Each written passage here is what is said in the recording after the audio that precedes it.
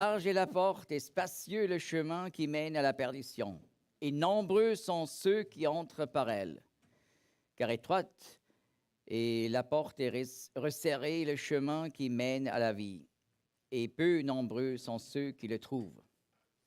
Eh bien, de nouveau, le sujet de la porte, il faut entrer non pas par la porte large qui mène à la perdition, mais à travers la porte étroite qui mène à la vie.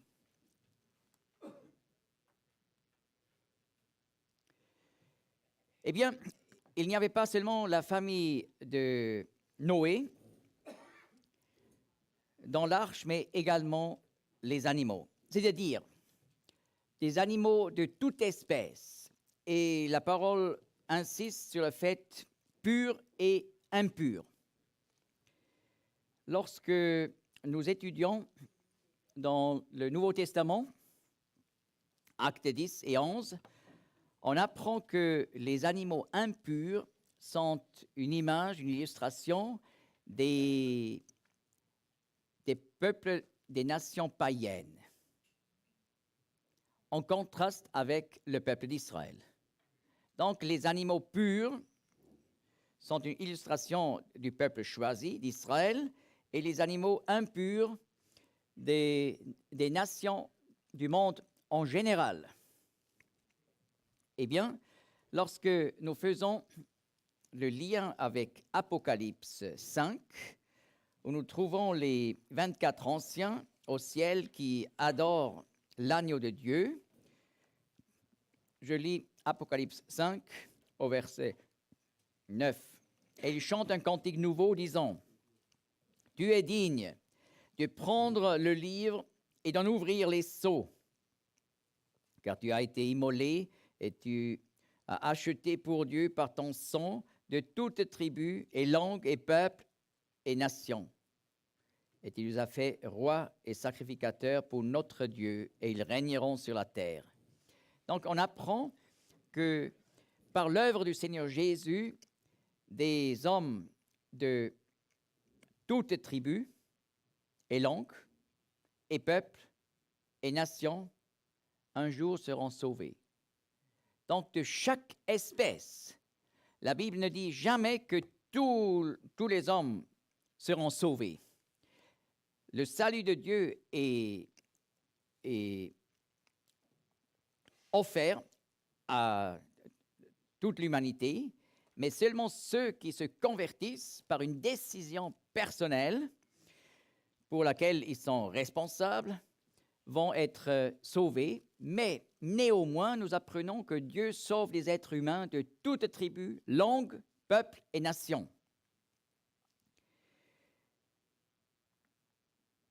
Et au chapitre 7 de l'Apocalypse, de nouveau, je lis à partir du verset 9. « Après ces choses, je vis, et voici une grande foule que personne ne pouvait dénombrer, de toute nation, et tribu, et peuple, et langue, se tenant devant le trône et devant l'agneau, vêtus de longues robes blanches et ayant des palmes dans leurs mains. » Alors, également, nous apprenons que de chaque tribu, de chaque langue, des hommes seront sauvés par le sang de l'agneau.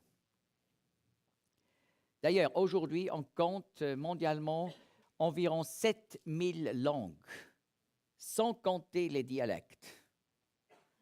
C'est énorme, n'est-ce pas? 7000 langues, et voilà environ 200 nations. La plus grande partie étant membre de l'ONU, n'est-ce pas? Mais 7000 langues. Et parfois, il y a des communautés de quelques centaines de personnes qui parlent leur propre langue. Non pas un dialecte, mais leur propre langue. Mais la parole nous dit, de chaque tribu, de chaque langue, il y aura des personnes qui sont sauvées. Non pas tous les animaux étaient sauvés, mais de chaque espèce. Et ça représente donc ce plan de Dieu de sauver des êtres humains de toute tribu, langue, peuple et nation.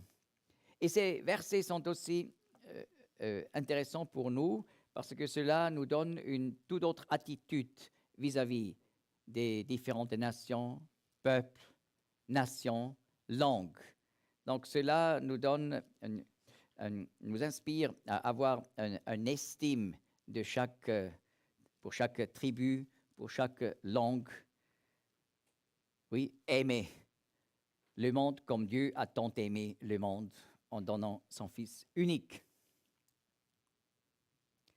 Et voilà, Genèse 6, verset 16, nous connaissons, Dieu avait dit, tu y feras un étage inférieur, un second et un troisième, comme on le voit ici sur l'image. Et voilà, l'aménagement intérieur qui est aussi effectué à Williamstown, Kentucky. Et alors, il y avait la place pour toutes les espèces des animaux, soit impurs ou purs.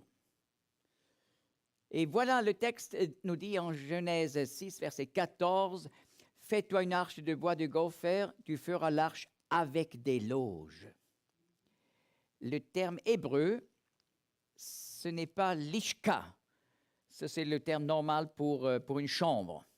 Mais le terme hébreu ici est kinim. En fait, c'est le mot hébreu pour dire nid. Alors pourquoi Dieu dit fais des nids? Parce qu'il voulait que tous ces animaux se sentent vraiment à la maison. Et cela nous enseigne être en Christ. C'est vraiment être dans un état de soulagement, de se sentir à la maison en le Seigneur.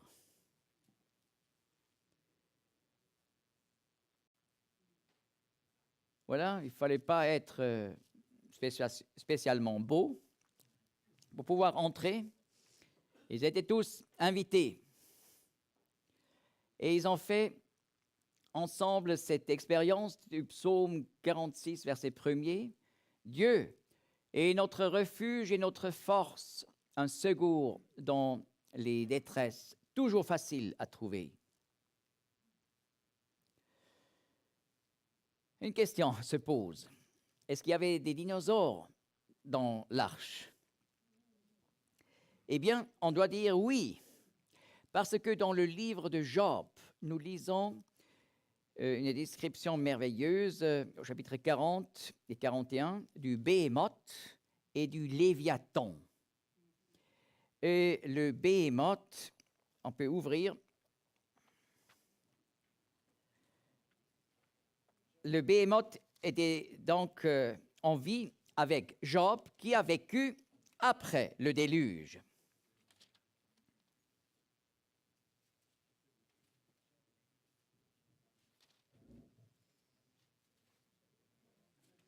Voilà, Job 40, verset 10, au moins dans ma version. Ça se peut qu'il y ait un décalage de quelques versets dans d'autres versions. Mais le même texte est là présent. Vois le Béhémoth que j'ai fait avec toi. Il mange l'herbe comme le bœuf. Regarde donc, sa force est dans ses reins et sa puissance dans les muscles de son ventre. Il courbe sa queue comme un cèdre. Les nerfs de sa cuisse sont entrelacés. Ses os sont des tubes d'airain. Ses membres sont des barres de fer. Il est la première des voix de Dieu. Eh bien, ces animaux ont atteint des longueurs de 30 mètres, n'est-ce pas? Diplodocus ou Brontosaure et autres, et une hauteur de 12 mètres. Mais comment les mettre à l'intérieur de l'arche? Il faut savoir que les dinosaures étaient des reptiles. Et des reptiles produisent des œufs. Et les œufs ne sont pas excessivement grands. Donc, voilà un fossile d'un œuf de dinosaure original. Alors, Noé a dû prendre des petits non pas des grands. Ce n'était pas du tout un problème de place. Et d'ailleurs, à Williamstown, on trouve tout le calcul, comment mettre de chaque espèce des animaux à l'intérieur de l'arche, et il démontre que c'est possible. Il y avait assez de la place. C'est merveilleux de voir ça. Et même encore en plus, la place pour la nourriture, etc. Eh bien, il fallait prendre des petits, et ce qui est intéressant, les reptiles, ça grandit pendant toute la vie. Ce n'est pas la même chose pour les humains, n'est-ce pas? Et parfois, ça arrête un peu tôt. Mais, vous voyez, ça grandit pendant toute la vie, et c'était important de prendre des jeunes, parce qu'après le déluge, ils avaient donc une plus longue période pour se reproduire. C'est ça qui était important. Voilà, l'aménagement intérieur, on a pensé à tout à Williamstown, juste pour donner une idée comment c'était effectivement possible pour Noé de réaliser ce projet incroyable. Donc, gigantesque, n'est-ce pas? Mais c'était aussi le temps, l'époque des choses gigantesques. Juste après le déluge, n'est-ce pas? La construction de la tour de Babel, qui était une zikkourate, c'était une entreprise gigantesque. Et lorsqu'on voit les plus anciennes pyramides d'Égypte, qui étaient construites un peu après la tour de Babel, bien entendu, mais les plus anciennes pyramides, ce sont les plus grandes. À Giza, les trois grandes, ils datent de la période du début en Égypte. Alors, c'était la période où on avait une connaissance énorme en civilisation, mais ce qu'on peut voir, c'est que des peuples plus tard ont perdu. N'est-ce pas? Il y avait les descendants, par exemple, de Japheth qui sont allés en Europe, et c'était encore après le déluge, l'époque des glaciers, comme en Amérique du Nord, n'est-ce pas, où une grande partie était couverte de glace comme une conséquence du déluge. On peut bien expliquer comment et pourquoi. Et voilà, dans de telles circonstances, il fallait simplement survivre. C'est pour ça, donc, le développement de la civilisation en Europe était bien en arrière vis-à-vis de l'Égypte et de la Mésopotamie, où il n'y avait pas le temps des glaciers. Alors là, ils pouvaient tout de suite se développer, mais ils avaient, comme descendants de Noé, déjà cette haute civilisation et cette haute connaissance. Et la parole nous dit d'ailleurs en Genèse 4 que les hommes, déjà avant le déluge, étaient capables de traiter le cuivre et aussi le fer, ce qui est beaucoup plus difficile, n'est-ce pas? Mais ils n'ont pas attendu jusqu'au temps du fer. À l'archéologie, ils avaient déjà cette connaissance avant le déluge.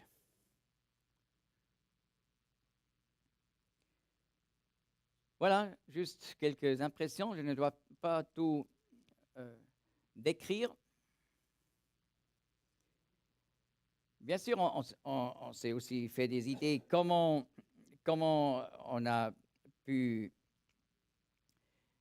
par exemple, avoir des plantations de nourriture dans l'arche. Il y a des idées toutes faciles. Et voilà donc des habitations pour les couples, les 4 couples. Et ce qui peut-être surprend, c'est qu'ils ont effectué ça vraiment d'une grande beauté. Mais c'est intéressant, les gens de Anzus in Genesis, ils ont révélé leur réflexion. Ils se sont dit, ces 4 couples ont eu une tâche énorme pendant une année de soigner tous ces animaux.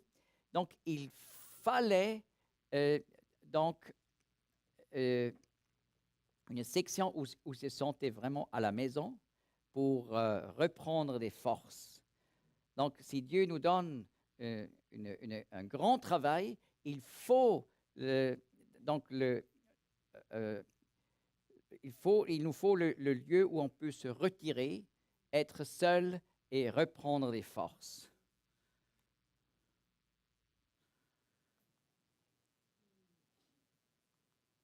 Voilà, juste quelques impressions. Et voilà Madame Ham. Et bien sûr, il fallait aussi peut-être réparer. Donc, le travail avec le bois a continué, mais aussi avec le métal.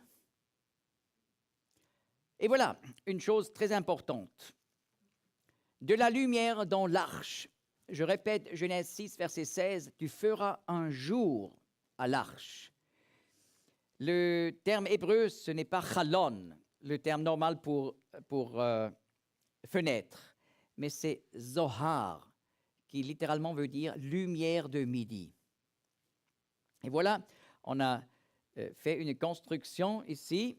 Comment on peut obtenir de la lumière depuis en haut, comme Dieu l'a décrit? Tu feras un jour à l'arche et tu l'achèveras en lui donnant une coudée d'en haut pour donner de la lumière aux 3 étages.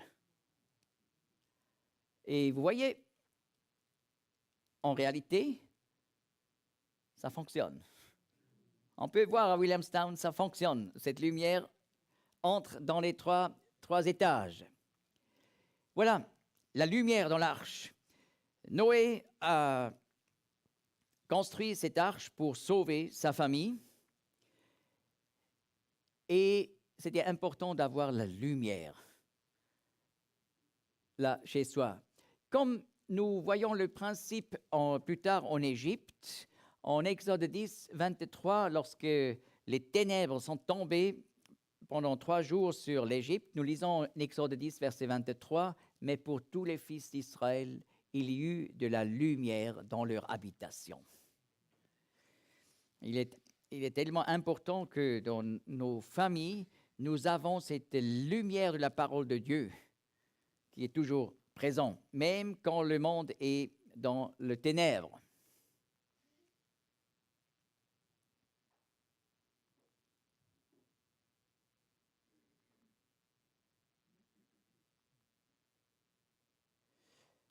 Je parle maintenant de l'atterrissage en citant Genèse 7, verset 20.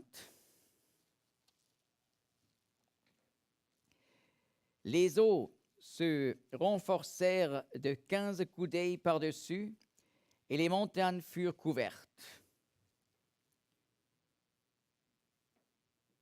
Plus tard, l'atterrissage a eu lieu sur la montagne de l'Ararat.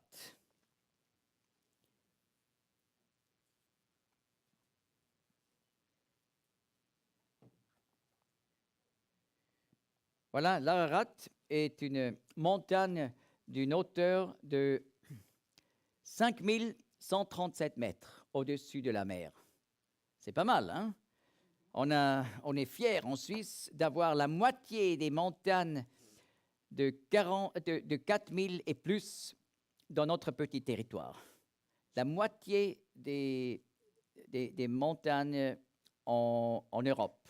En Europe, il y a environ 80 montagnes de 4000 et plus, mais la moitié est en Suisse. Mais on ne va pas jusqu'à 5000 mètres. Ça nous surpasse.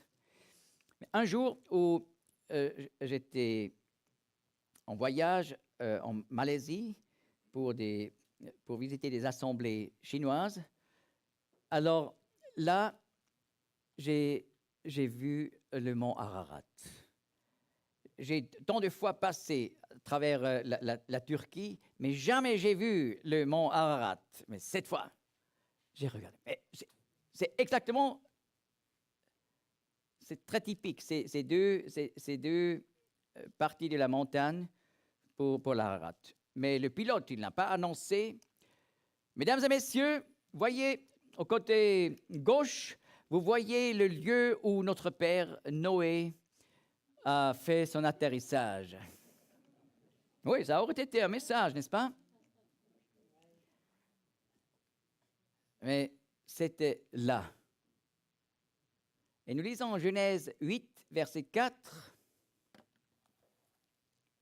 Et l'arche reposa sur les montagnes d'Ararat au 7e mois, au 17e jour du mois. Et d'ailleurs, le terme reposa est important. C'est un jeu de mots en hébreu. Parce que Noé, en hébreu Noach, veut dire repos.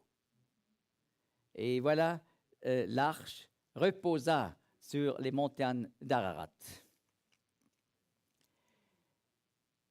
Le 7e mois, le 17e jour du mois, c'est intéressant, c'est le jour de la résurrection du Seigneur Jésus. Et c'est vraiment en accord avec le type, n'est-ce pas? Le passage de l'arche à travers le jugement, ça nous parle de la croix. Et lorsque l'arche reposa sur le mont Ararat, ça nous parle de la résurrection. Et voilà, le Seigneur est mort le 15 Nissan, mois juif de la Pâque. Au 14e jour, on a égorgé les agneaux. Et voilà, le 15e jour, le Seigneur a été crucifié. 3 jours après, 15, 16, 17, il est ressuscité. Et voilà, au 7e mois, Dieu a changé le calendrier biblique à partir de l'Exode.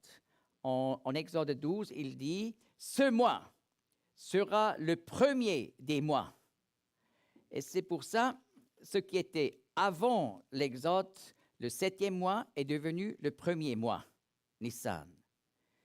Alors, le 7e mois, 17e jour, c'est le 17 jours du mois de Nissan.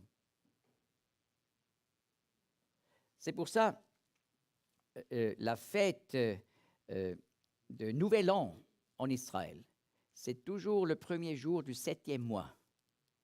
C'est la fête des trompettes, n'est-ce pas?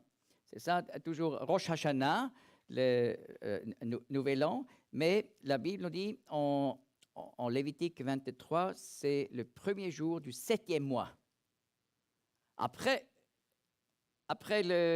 l'Exode, n'est-ce pas? Le calendrier a changé. C'est pour ça ce qui était Nouvel An depuis la création est devenu le 7e mois. Et le 7e mois est devenu le premier mois. Ça il faut réaliser et puis ensuite on comprend. Quand on explique longtemps, on comprend très vite. Je lis 1 Pierre 3, verset 18. « Car aussi Christ a souffert une fois pour les péchés, le juste pour les injustes. »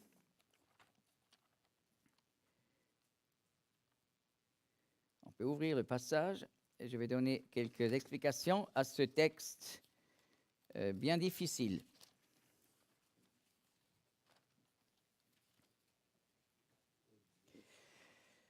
Car aussi Christ a souffert une fois pour les péchés, le juste pour les injustes, afin qu'il nous amenât à Dieu, ayant été mis à mort en chair, donc comme homme, mais vivifié par l'Esprit, par lequel, aussi étant allé, il a prêché aux esprits qui sont en prison, qui ont été autrefois désobéissants quand la patience de Dieu attendait dans les jours de Noé, tandis que l'arche se construisait, dans laquelle un petit nombre, à savoir 8 personnes, furent sauvées à travers l'eau.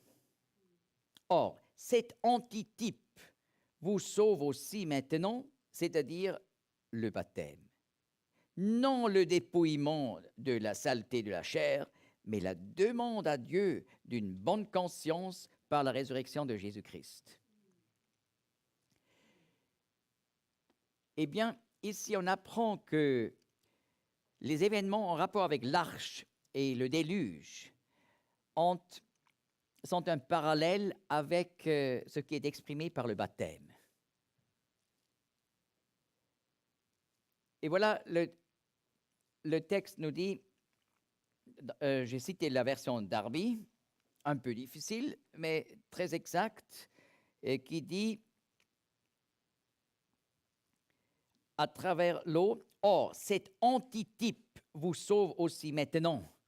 Ou ici, et c'est la figure correspondante qui vous sauve aussi maintenant, le baptême. Antitype, figure correspondante, veut dire une image à la place d'une autre image. Donc les deux, le baptême et les événements du déluge, sont une image, une figure, mais des figures qui parlent de la même chose. De quoi parle le baptême? De la mort et de la résurrection du Seigneur. Donc également, le déluge, l'arche qui parle du Seigneur, qui passe par le jugement à la croix, ensuite l'arche qui s'est reposée sur la montagne parle de la résurrection. Mais c'est important, le baptême, c'est une figure, c'est une illustration. Donc, par le baptême, il n'y a pas quelque chose qui se réalise. C'est un témoignage de quelqu'un qui est déjà né de nouveau. On ne peut pas obtenir le salut à travers le baptême, ou obtenir une nouvelle naissance, comme c'était la doctrine de Rome, et l'est toujours. Mais c'est une fausse doctrine. La parole nous dit c'est une figure, c'est une illustration. Mais néanmoins, le texte dit qui vous sauve aussi maintenant, le baptême. Alors, vous voyez, les fausses docteurs qui enseignent encore aujourd'hui, le baptême nous donne le salut. Mais qu'est-ce qu'il faut dire? D'abord, il faut bien lire. Dans 1 Pierre, l'apôtre s'adresse à des personnes qui sont nées de nouveau. Au chapitre 1er, versets 3, 4, il parle du fait que nous sommes nés de nouveau. Ensuite, au chapitre 1er toujours, il dit que nous sommes sauvés par le sang précieux de Christ. 1, 18, sachant que vous avez été rachetés de votre vaine conduite, qui vous avez été enseignée par vos pères, non pas par des choses corruptibles de l'argent et de l'or, mais par le sang précieux de Christ. Et vous voyez, le temps, c'est le passé. Vous avez été rachetés par le sang précieux. C'est accompli dans le passé. Mais ici, le texte dit en présent, figure correspondante qui vous sauve. Ça, c'est autre chose. Non pas qui vous a sauvé, qui vous sauve en présent. Il faut savoir que le terme « sauver » dans le Nouveau Testament n'est pas seulement utilisé pour le salut éternel, mais « sauver », on utilise aussi en français courant, veut aussi dire « sauver d'une situation dangereuse ». N'est-ce pas? On peut être sauvé. Ce n'est pas être sauvé pour le ciel, mais c'est être sauvé, par exemple, dans un accident. Et voilà, le Nouveau Testament utilise ce terme aussi, être sauvé, par exemple, de tentation.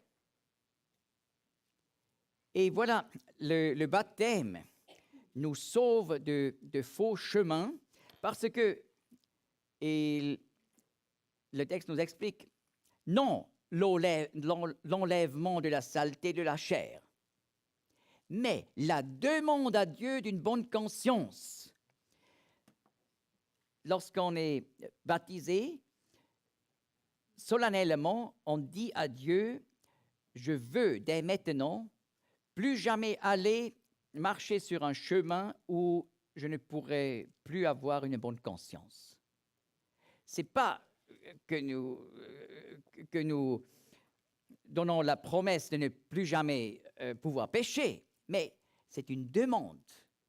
C'est une demande à Dieu pour pouvoir marcher sur un chemin où nous pouvons garder une bonne conscience. Et voilà, tout pratiquement. Un jeune homme s'est laissé baptiser et maintenant il se voit devant la question, est-ce que peut-être je vais me marier avec cette fille? Mais il n'est pas une croyante. Alors il doit se réaliser, lorsque je me suis laissé baptiser, j'ai fait la demande à Dieu d'une bonne conscience. Mais je sais, si je vais partir sur un tel chemin, je ne vais plus garder la bonne conscience. Alors, je ne peux pas aller ce chemin, et ainsi, le baptême sauve. Non pas à sauver, sauve de chaque situation où, par exemple, on est dans la vie professionnelle, dans une situation, tout va bien, tout d'un coup, le chef dit, alors, vous allez faire ce travail. Et puis on réalise, mais si je fais cela, ce n'est pas du tout selon la vérité. Et si j'accepte ça, je vais aller sur un chemin où je vais perdre ma bonne conscience. Et il y a des personnes qui peuvent en témoigner, qui ont passé vraiment par des situations terriblement difficiles, ce qui aurait même détruit leur vie spirituelle. Alors, on réfléchit. J'ai, par le baptême, fait la demande devant Dieu de garder une bonne conscience. Je ne peux pas aller sur ce chemin, même si je dois payer un prix pour cela. Et ainsi, le baptême nous sauve. Alors, le baptême a vraiment une signification très, très pratique. Et toujours, avant de baptiser quelqu'un, alors, j'insiste qu'on fait une étude de la signification du baptême et aussi on va lire et étudier ce passage-là pour bien comprendre. C'est solennel le baptême parce qu'on fait cette demande à Dieu. Mais, j'explique, alors, si on se laisse baptiser, on doit déjà être né de nouveau. Non par le baptême va se produire quelque chose, mais c'est une étape importante au commencement de la voie avec le Seigneur, parce que c'est une promesse solennelle, la demande à Dieu d'une bonne conscience. Mais il y a encore plus dans ce texte qui est difficile, n'est-ce pas? Alors, qu'est-ce que ça veut dire? Le juste est mort pour les injustes, afin de nous amener à Dieu, ayant été mis à mort en chair. Ça veut dire le Seigneur Jésus, comme homme, est mort. Comme Dieu, il ne pouvait pas mourir. Dieu est immortel. C'est pour ça, lui, le Dieu éternel, a dû devenir un vrai homme pour pouvoir être capable de mourir pour des hommes, le juste pour les injustes. Ensuite, le texte nous dit, mais vivifié par l'Esprit. Le Seigneur a été est passé par la résurrection, par la force du Saint-Esprit. Bien sûr, le Seigneur dit en Jean 10 qu'il a le pouvoir de laisser sa vie et de reprendre sa vie. Donc le Seigneur, comme Fils éternel de Dieu, il s'est donné la vie de la résurrection soi-même. C'est merveilleux. D'autre part, nous lisons en Romains 6 que le Seigneur a été ressuscité par la gloire du Père.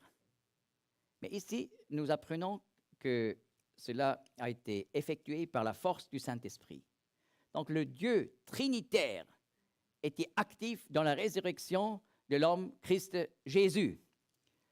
Mais ensuite, le texte nous dit, c'est aussi par l'Esprit, donc par le Saint-Esprit, qu'il alla prêcher aux esprits qui sont en prison, qui ont été autrefois désobéissants, quand la patience de Dieu attendait dans les jours de Noé. Alors, est-ce que le Seigneur est descendu dans la mort pour annoncer la bonne nouvelle à ceux qui étaient déjà autrefois désobéissants? Il y a un problème, parce que ça voudrait dire on a une deuxième chance après la mort. Et voilà, il y a des faux docteurs qui disent, voilà, il y a la possibilité après la mort de recevoir le salut. Preuve, ce texte. Mais ce texte ne parle pas de l'humanité. Le texte ne parle que de ces gens à l'époque de Noé.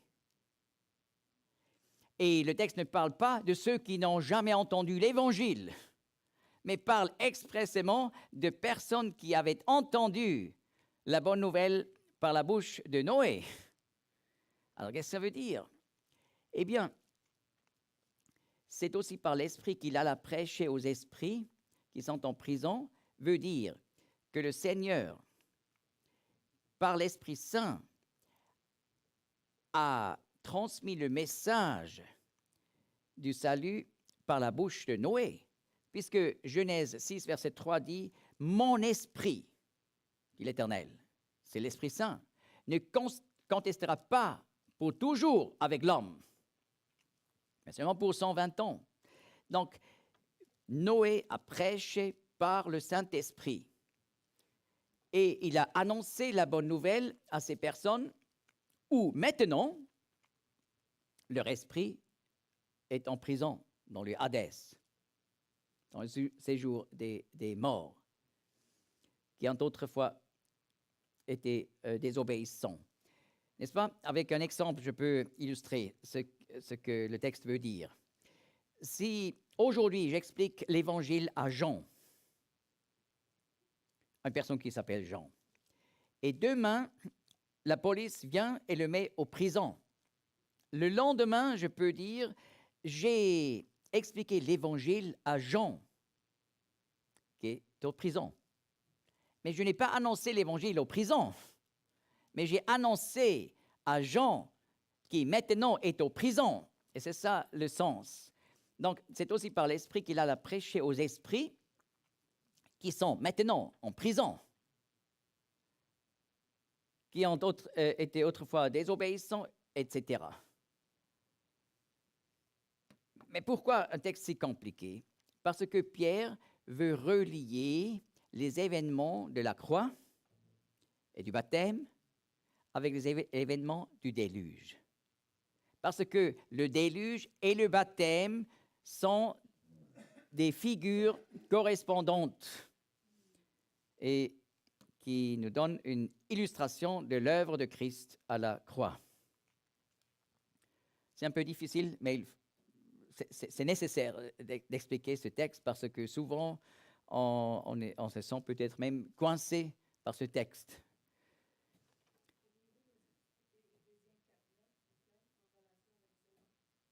Oui, Éphésiens 4, verset 9 parle du Seigneur Jésus qui est descendu dans les profondeurs de la terre, n'est-ce pas? Et ce terme, profondeur de la terre, est utilisé en Ézéchiel 31 pour les tombeaux. Donc, Éphésiens 4, verset 9 ne parle pas du Seigneur qui serait entré dans le séjour de la mort des perdus. Il est allé au paradis. C'est pour ça qu'il a dit à celui qui était cloué à côté de lui, « Aujourd'hui, tu seras avec moi au paradis. » Donc, le Seigneur est allé au séjour des morts, mais c'était au ciel, là où sont ceux qui sont sauvés. Mais il n'est pas entré dans ce lieu des esprits perdus. Et voilà, le terme en Éphésiens 4, verset 9, signifie simplement les profondeurs de la terre. C'est un terme utilisé déjà dans l'Ancien Testament pour les tombeaux. Donc, son corps humain a été mis dans les profondeurs de la terre, c'est-à-dire dans le tombeau de Joseph d'Arimathée. Voilà. Alors, l'arche de Noé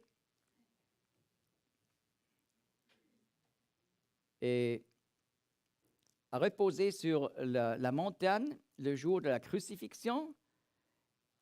Ensuite, Noé a envoyé la colombe. Donc, ce n'était pas encore le moment pour sortir de l'arche. Il fallait encore quelques temps, mais finalement, c'était possible. Après un peu plus qu'une année complète, Noé, sa famille et les animaux ont pu sortir.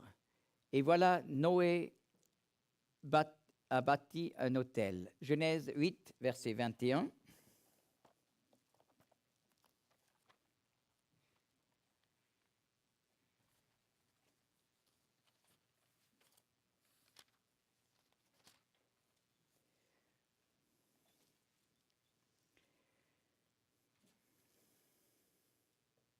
Je lis déjà depuis le verset 20. Et Noé bâtit un autel à l'Éternel et prit de toute bête pure et de tout oiseau pur et offrit des holocaustes sur l'autel.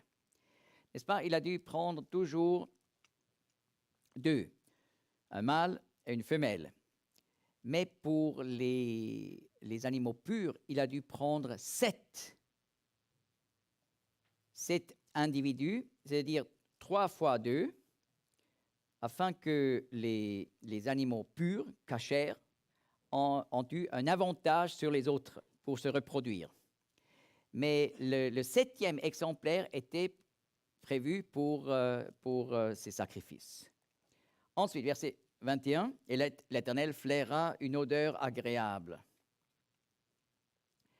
Et l'Éternel dit en son cœur, « Je ne maudirai plus de nouveau le sol à cause de l'homme, car l'imagination du cœur de l'homme est mauvaise dès sa jeunesse. Et je ne frapperai plus de nouveau tout ce qui est vivant, comme je l'ai fait. » Eh bien, c'est cette odeur agréable, c'est de nouveau un jeu de mots, parce que la version Darby, dans la note, explique une odeur agréable, littéralement une odeur de repos. Et voilà le terme repos ici, nichoach, est de la même famille comme Noach. Alors, l'arche de Noé, repos, reposa sur la montagne et l'Éternel a reçu cette odeur de repos. Donc, la colère de Dieu a été satisfaite.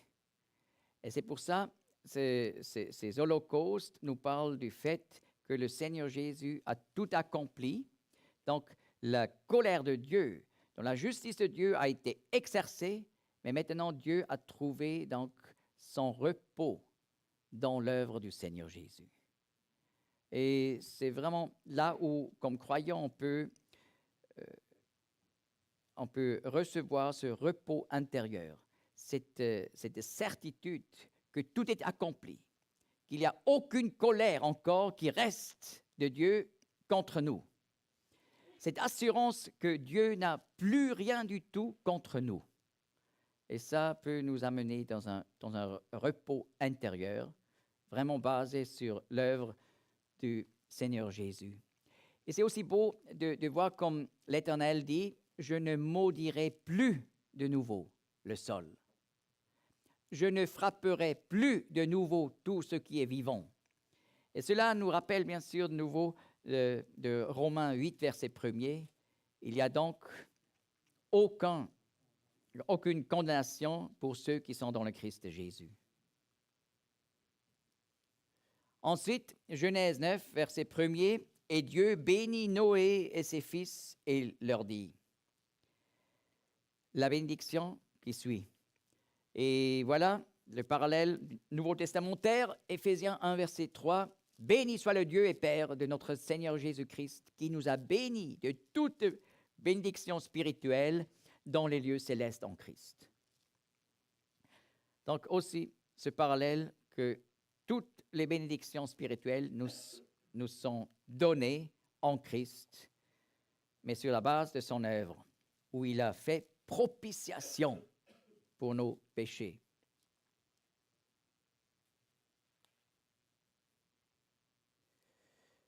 Je peux continuer jusqu'à quelle heure, on a dit? 11h et 11h15, jusqu'à 11h15. Ah, aussi long, merci.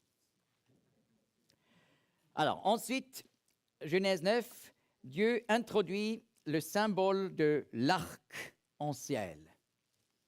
Et qu'est-ce que c'est un arc-en-ciel? C'est simplement de la lumière. Mais la lumière vue dans tout son spectre, donc dans toute la multitude de la gloire de la lumière. Nous apprenons par 1 Jean 1, verset 5, « Voici le message que nous avons entendu de lui et que nous vous annonçons. Dieu est lumière, et il n'y a en lui aucune ténèbre. » Donc l'arc-en-ciel parle de la gloire divine dans toute sa largeur. Et Dieu dit à Noé, lorsque je vois l'arc-en-ciel, j'ai en mémoire ma promesse de ne plus jamais apporter ce jugement. Et alors nous pouvons appliquer cela que Dieu, le Père, lorsqu'il voit la gloire de son Fils éternel, c'est l'assurance pour nous qu'il ne va plus jamais répéter le jugement qu'il a exécuté à la croix sur nos péchés. D'ailleurs, le texte dit « Dieu est lumière », non pas « Dieu est la lumière ». Comme en 1 Jean 4, il est dit « Dieu est amour », non pas « Dieu est l'amour ». C'est important, parce que le texte original laisse aussi de côté l'article défini. Pourquoi? Parce qu'avec l'article défini, en fait, ce serait du pur hindouisme. N'est-ce pas? Si on dit « Dieu est l'amour », alors lorsque l'amour est exercé entre les humains, cela n'est pas Dieu.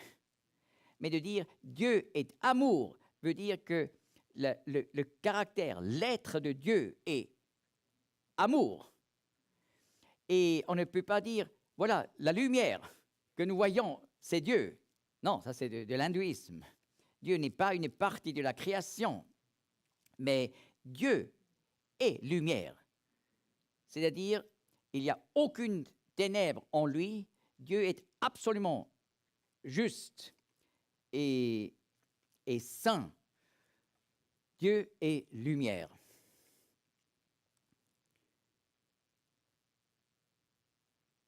Ce qui est intéressant par les études de génétique des années passées, on a pu retrouver l'origine commune de tous les êtres humains qui vivent actuellement.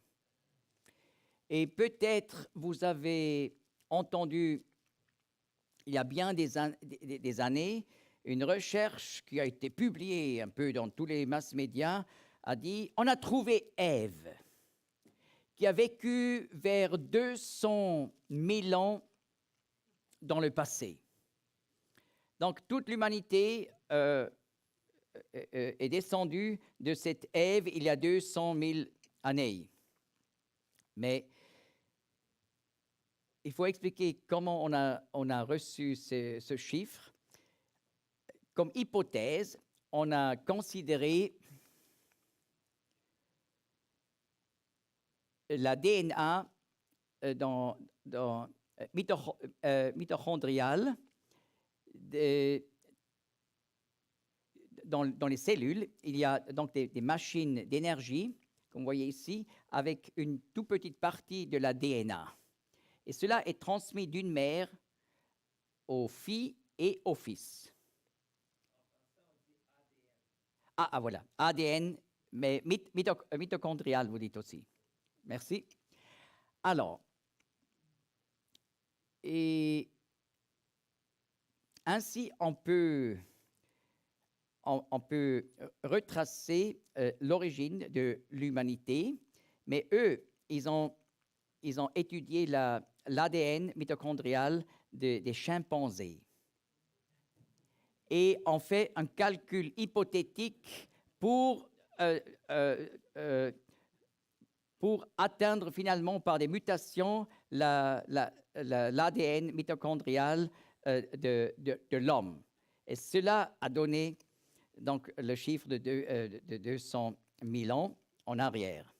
Mais plus tard, un groupe scientifique a fait un travail en 1997, a high observed substitution rate in the human mitochondrial DNA control region.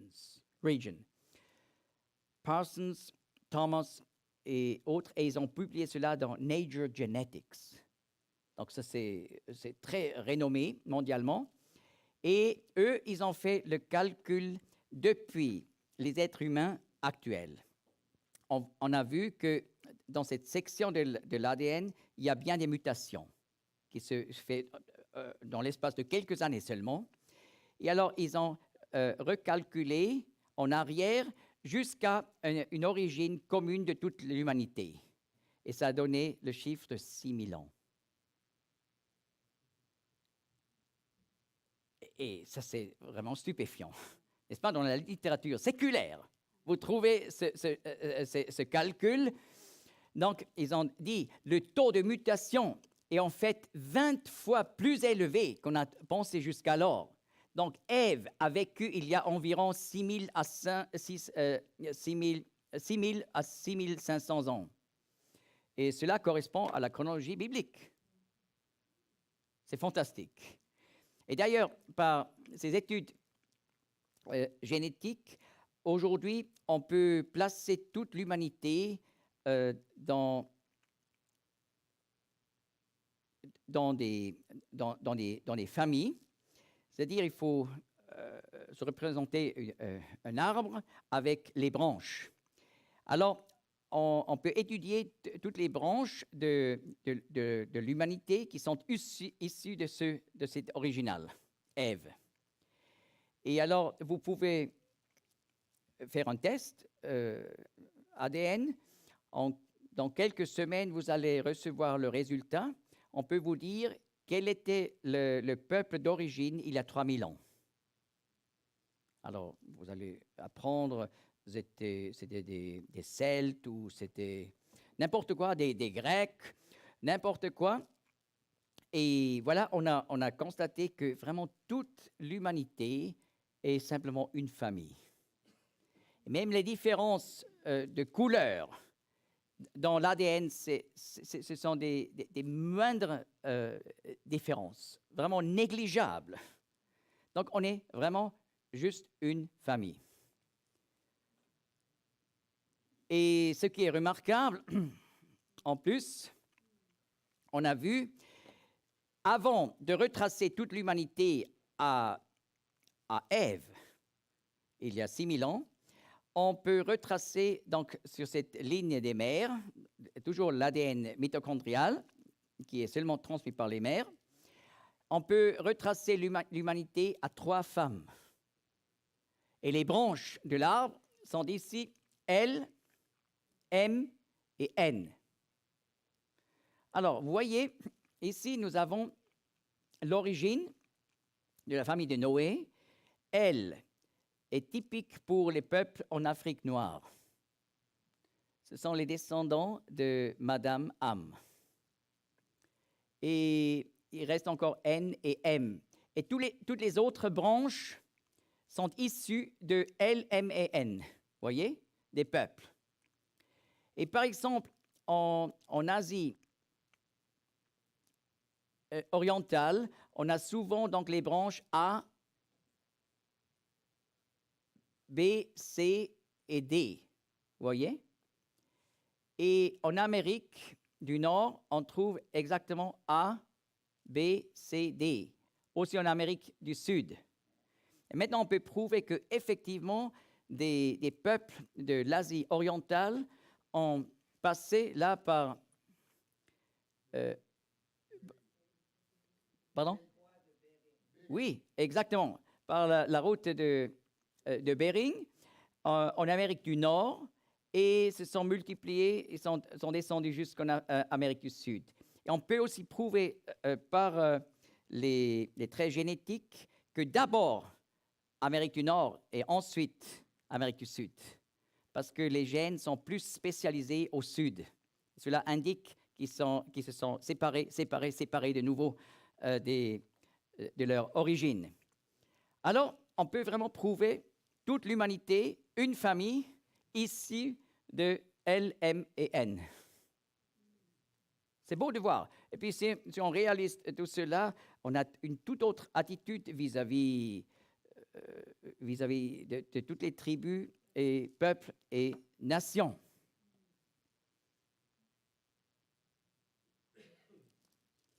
Maintenant, dans la dernière section de cette présentation sur l'arche de Noé, j'aimerais parler de l'arche au temps de la fin. Nous lisons 2 Pierre 3, verset 3, où Pierre, depuis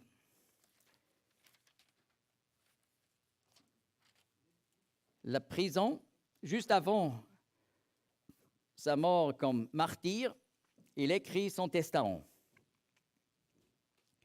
Et voilà au chapitre 3, verset 3, il dit « Sachant tout d'abord ceci, qu'au dernier jour des moqueurs viendront, marchant dans la moquerie selon leur propre convoitise, et disant, où est la promesse de sa venue? Car depuis que les pères se sont endormis, toute chose demeure au même état dès le commencement de la création. Car ils ignorent volontairement ceci, que par la parole de Dieu, des cieux subsistaient jadis, et une terre tirée des eaux, et subsistant au milieu des eaux, par lesquelles le monde d'alors fut détruit, étant submergé par l'eau. Alors, Pierre nous explique dans les derniers jours, dans le temps de la fin, qu'est-ce que c'est?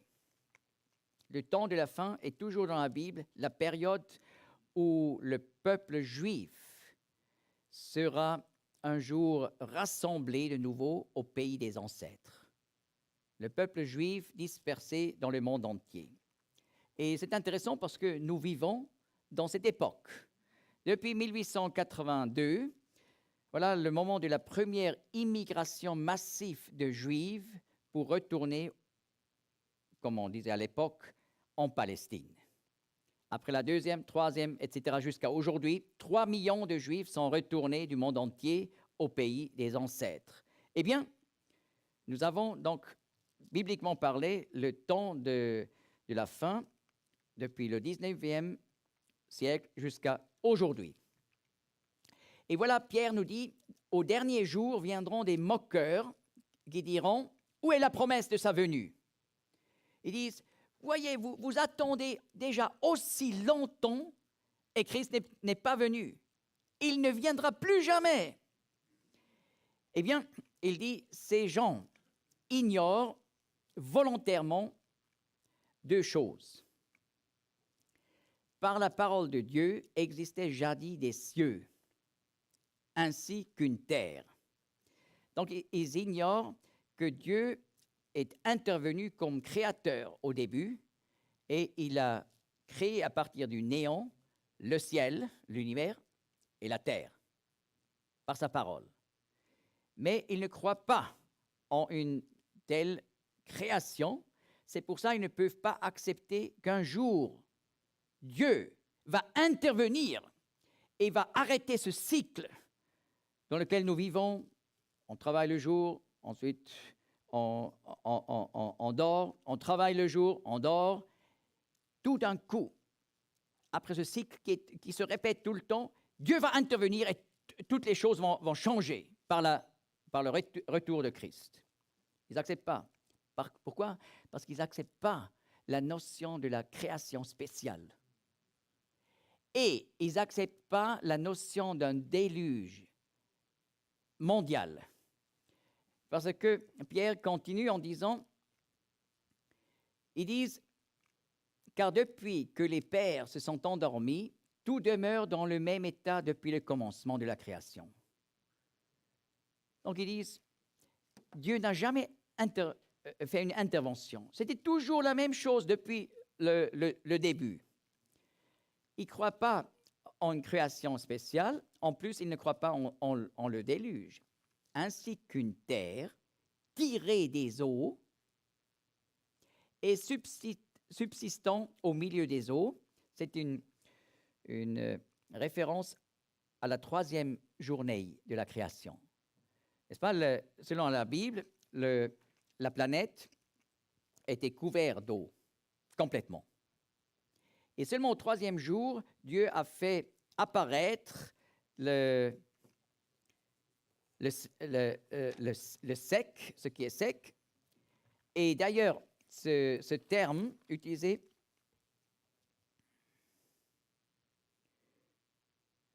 je lis Genèse 1, verset 9. Et Dieu dit que les eaux qui sont au-dessus des cieux se rassemblent en un lieu et que le sec paraisse. Et il fut ainsi. Et Dieu appela le sec terre et le rassemblement des eaux, il l'appela mer.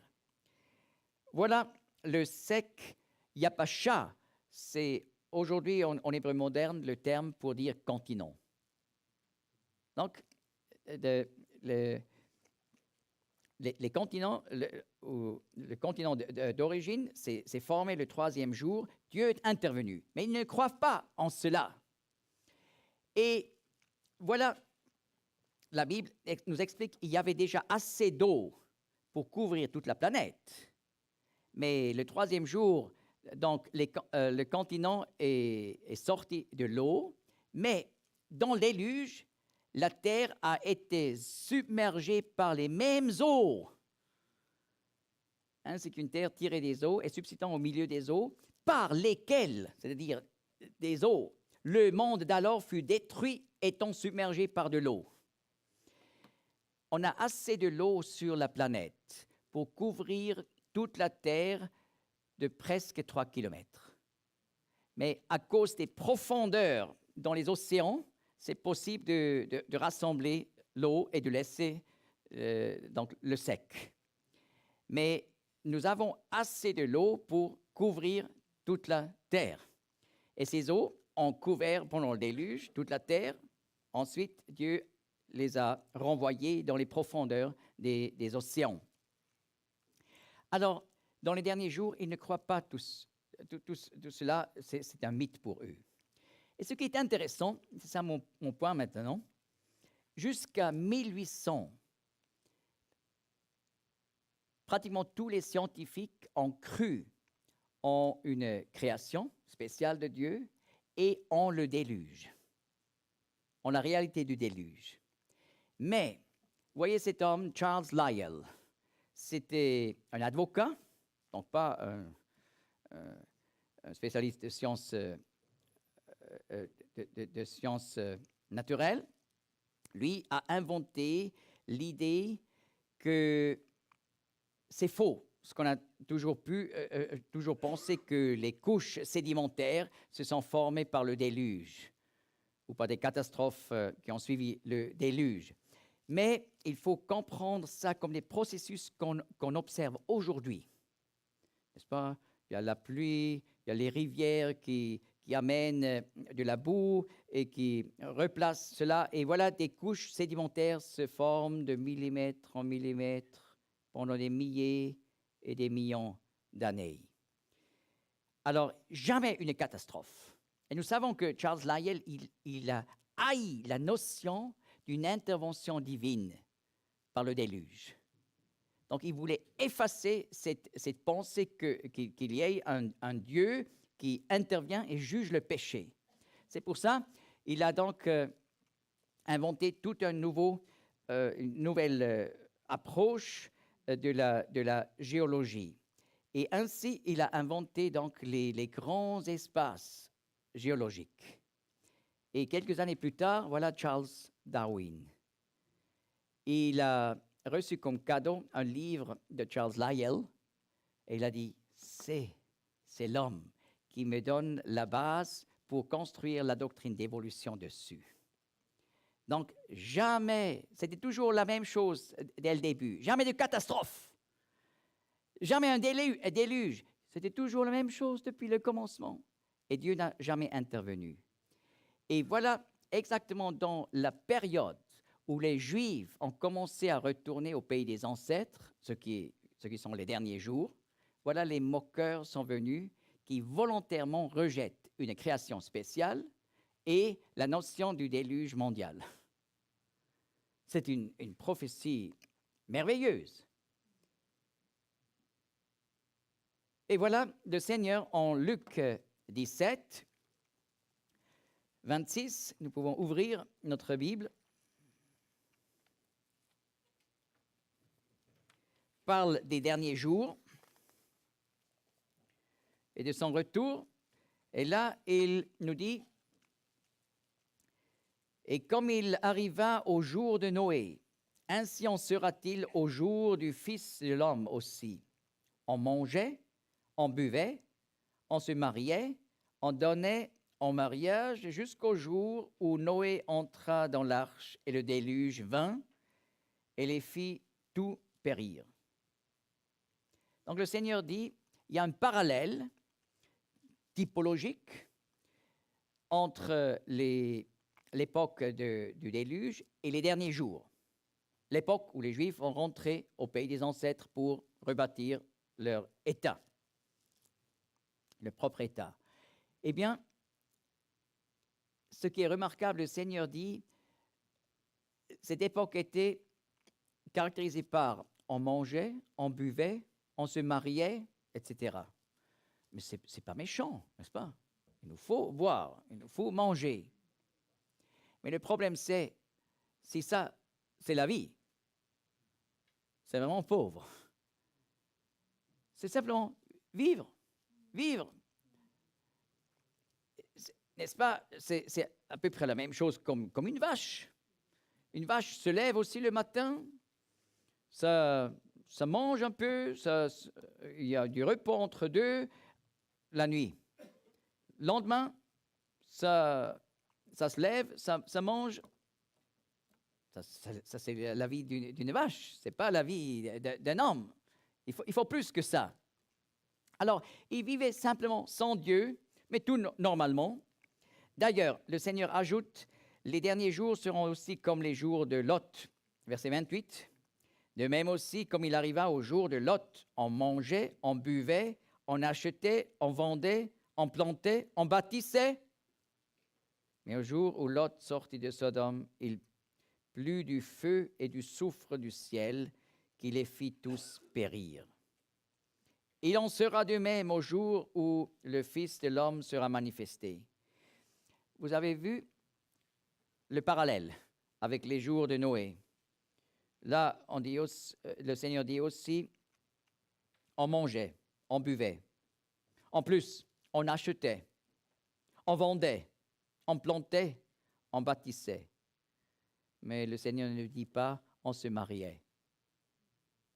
Parce que c'était plus à la mode à Sodome et à Gomorrhe. On vivait simplement ensemble. Alors, les derniers jours, ce sera une époque où une partie de l'humanité continue à se marier, mais simplement comme ça, sans que le Seigneur soit le centre du mariage. Mais au moins, on se mariait. Mais dans l'exemple de Lot, il faisait tout. Il buvait, il mangeait, ils achetaient, ils vendaient, mais ils ne se mariaient plus.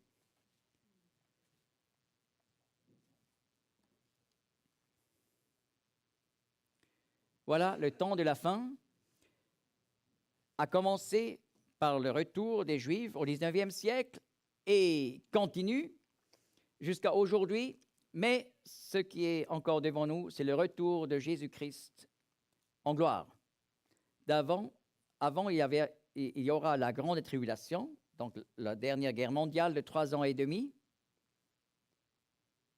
Et avant,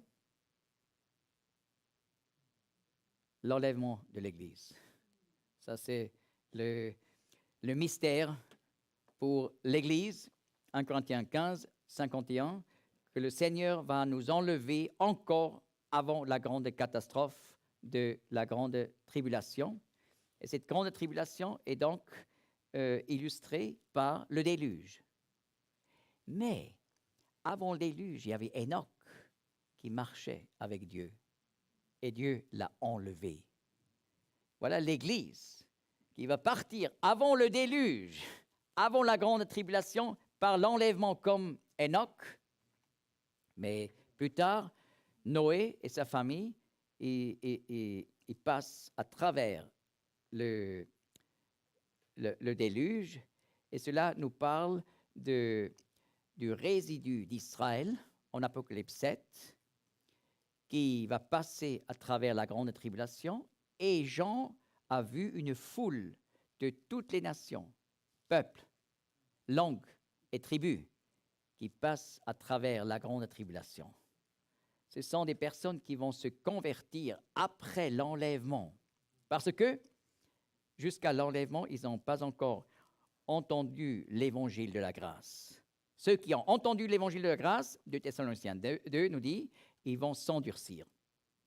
Mais ceux qui n'ont pas entendu, donc une foule innombrable va se convertir, mais ils vont passer à travers, non pas le déluge, la grande tribulation. Et cela nous montre le puzzle de cette illustration prophétique qui se couvre exactement avec la parole prophétique de la Bible.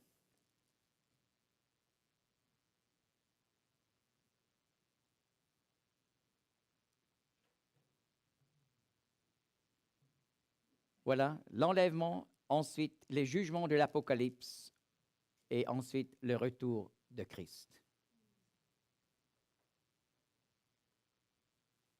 Voilà, je finis pour aujourd'hui.